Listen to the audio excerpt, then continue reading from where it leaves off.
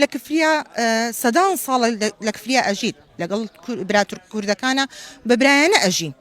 بۆیە تورکمان بوونی هەیە لە پارێزگای سلێمانیش بە تایبەتی بوونی هەیە و لە ناو سلێمانیش هەمانە، بەڵام زۆربەی تورکمانەکان لە کفریایە. بۆیە داواکارین نوێنەرێکی ڕاستەقینەمان هەبێت لە کفریەوە بۆ ئەوەی داوای لە مافی خۆمان بکەین. خۆی وایە بۆ ئەوەی کورسیەکانمان بڕوات، ڕێزیشم هەیە بۆ قسەی ئەوانیش ئەوی ڕەئی خۆیانە، بەڵام ئێمە بە بەڵگەوە قساکەین. ئەوە بەڵگەکانە هەمووی ئەمە پارێزگای سلێمانیە و هەموو تورکمان لێرە ئەژیت و مەکتەبمان هەیە، باخچەمان هەیە، خەستەخانەمان هەیە، رادیۆمان هەیە، بەرەی تورکمانیمان هەیە، چەند ڕێکخراوێکمان هەیە. ئەگەر تورکمان بوونی نەبووای ئەمانەش نەبوون. واللهی پێیان ئەڵێن ئەوە ئێمە تورکمانین لێرە، سلماندمان کەوا تورکمان هەیە لە پارێزگای سلێمانی بە بەڵگەشوە سلماندمان ئێمە بە دیاری کراوی نییە، بەڵام بۆ کەس کە بڵێ کەس بۆ 4000 کەس نزیکەی 4000 کەسە نزیکەی 800 بنەماڵەش ئەبینی عینی خێزانە.